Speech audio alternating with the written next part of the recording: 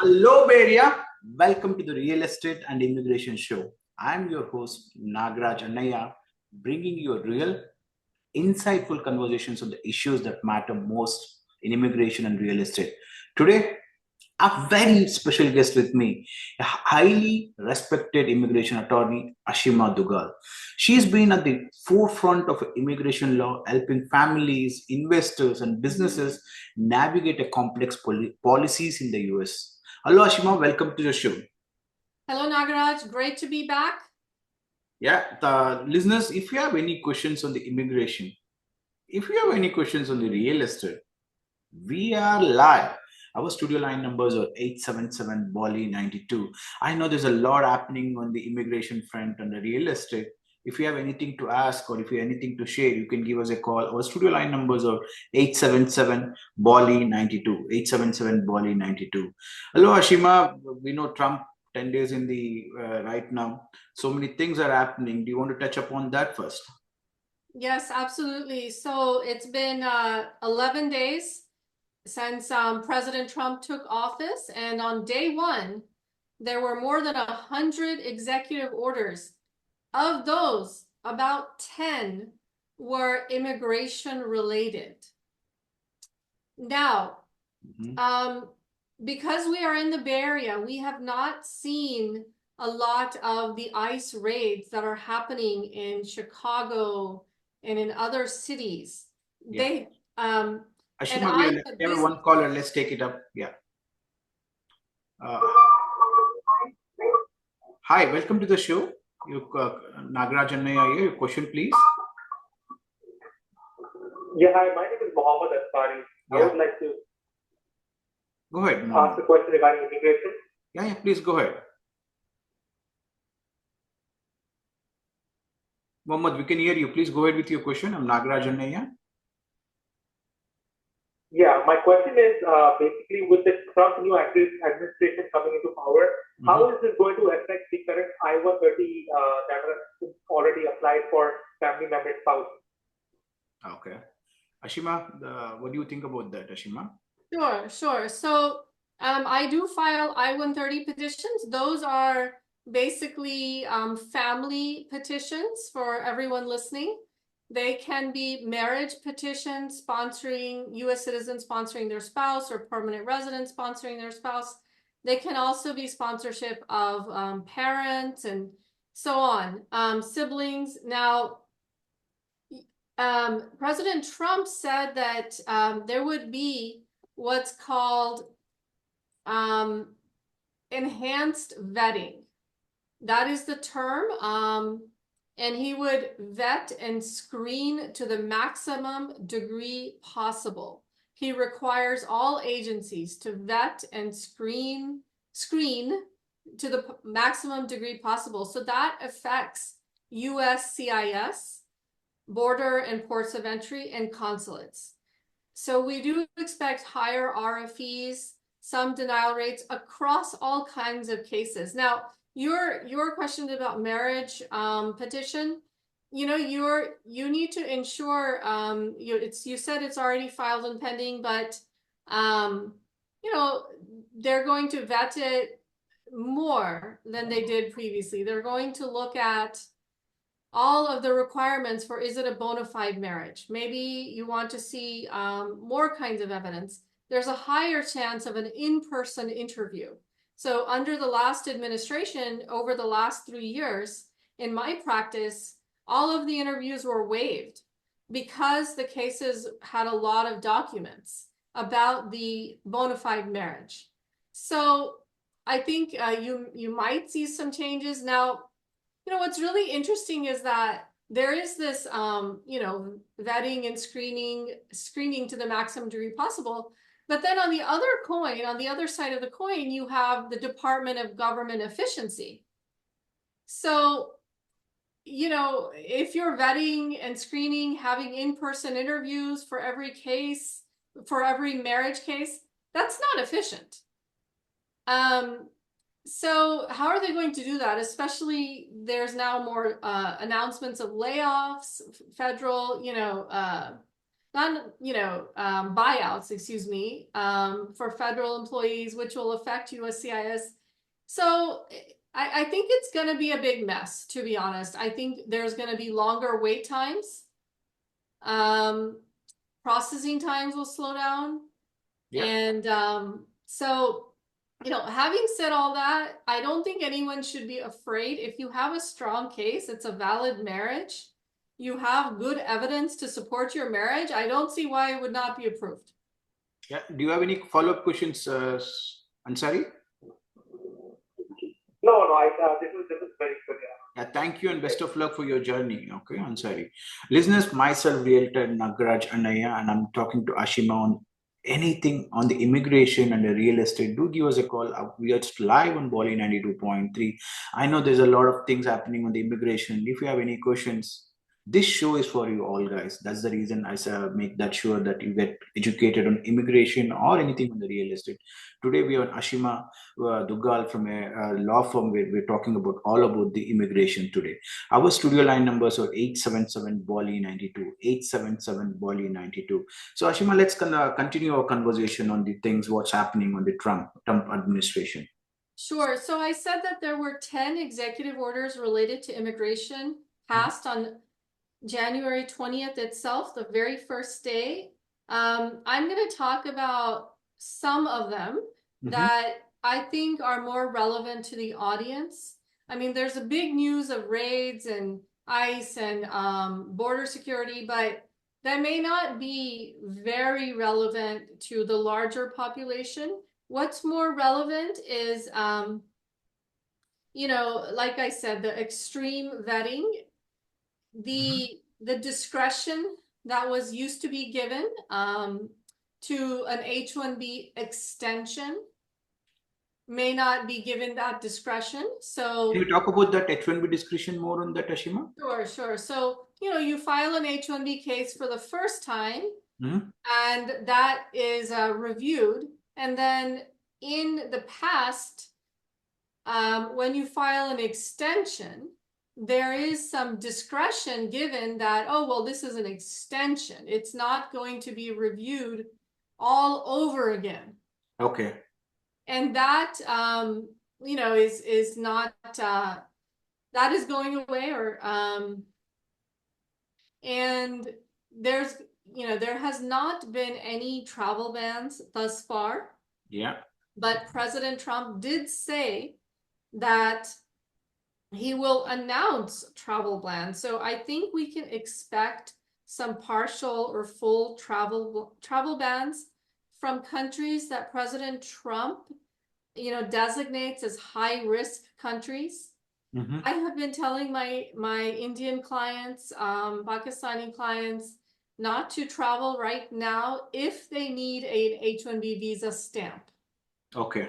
If you're a U.S. citizen, permanent resident, I think you're, safe from travel, most likely. What are the high-risk countries?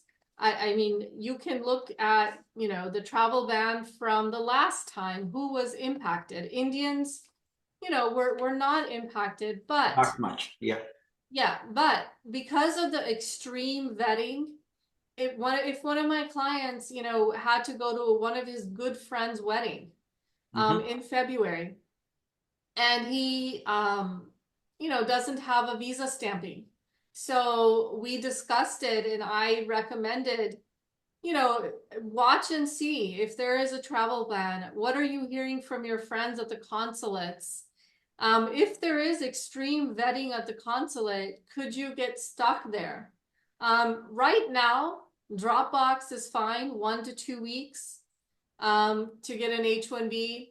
The consulates, I haven't heard any major changes, but in 1 month and 2 months, you need to just follow the news. Talk to an immigration lawyer before you decide to travel and get your H-1B visa stamping done. Ashima, let's take a quick break. Listeners, don't go away anywhere. Myself, Realtor Nagaraj Annaya, and I'm talking to Ashima Dugal from the Dugal Law Firm, and we're talking everything about the real estate and the immigration. We'll be back soon. If you're selling your Bay Area home, maximize your profit and minimize your stress with Nagraj Anaya, a mortgage and real estate expert. Nagraj Anaya understands the unique challenges Bay Area sellers face. He'll expertly price your home, market it to the right buyers, and negotiate the best possible deal. For a free consultation, call Nagraj Anaya today at 858-880-4577 or visit nagrajhomes.com. Listeners, welcome back to the show. If you have any questions on immigration and real estate, we are live on Bali 92.3. And I'm talking to Ashima, myself, Realtor Nagaraj, and I'm talking to Ashima Dugal and discussing all about the immigration. Right now, there's so many cause happening outside. Would like to understand what is all about on immigration, right? If you have any questions, you can give our studio line numbers or 877 Bali 92. Ashima, before continuing, right, on this, to touch upon on your immigration rights, right, I have one story to share about it, Ashima. Right. Recently, I was getting the work done from one of the contractors, right? Like the contractor was not able to complete the work, and he was talking about like a lot of employees right now is worried to come out to work because they're worried about the raids happening in around. I don't know how much is true about it. Like basically, the contractors are trying to put a blame on the rates because I know it's really happening. I know it's happening to the extent, but some of them are using to their advantages when they're not able to work also, Shima. Yeah, there are lots of reports of, especially in construction, hospitality, restaurant industry, workers are not showing up, and I can understand, they have a lot of fear, and those are the places targeted. If you look at the United States population, undocumented immigrants are very hardworking. Maids, housekeeping cleaners, about 32%. Construction workers, 30%. Cooks, 30%. Painters, 30%. Landscaping, groundskeeping, 42% are undocumented immigrants. And these are very labor intensive work that's being done outdoors or in hot kitchens. And regardless of your views on this, I mean, everyone is affected. If restaurants are closing down, if roads are not being built, housing is affected, new construction of housing. And it's really unfortunate that children of these undocumented who are born in the United States are also being swept up in raids. Yeah. So industry is being affected. I've heard, agricultural workers are not coming. So, could it affect all of us? Food And I prices. think, as you well said, I think even the students are impacted, right? Now, Yeah. let's see this reason I was telling you about. Like, some people are using to their advantages. Some people might be correctly impacted, right? But now let's talk about when the raid happens, right? So, what does it happen? Like, how does somebody take care of that, Shima? That's a great question. In this environment, you need to know your rights. So what does that mean? If you first of all, if there is an ICE official at your door or at your business and you have likely or you suspect some undocumented immigrants, workers, you're not required to open the door. You can say no. It's not the police, okay? You don't have to open the door, let the officers into your home unless they have a valid search warrant signed by a judge. So how do you know if they have that? Without opening the door, you could ask if they have a search warrant. You can ask them to slide it in somehow or put it up on the window, look at it. Is it signed by a judge? And if they do have a search warrant, they need to spell your name correctly. Okay. If it's not there, your address, your name, then it's not a valid search warrant. So that's one thing. You need to protect yourself. You can just not open the door. And the other thing is you have the right to remain silent. You Okay. do not need to speak to the immigration officers or answer any questions. You can ask for a lawyer. Okay, okay. So, listeners, we are talking about the raids happening in around and how do you basically protect yourself. I think we are talking about not the crimes happening around. We are talking about the protection of the if there's an illegal protections and if somebody raids happening and around. And I think now, Ashima, let's now switch on the gears on the H-1B modernization, right? Like there's so many things happening on the we're expecting so many things on H-1B modernization. What do you think about H-1B modernization?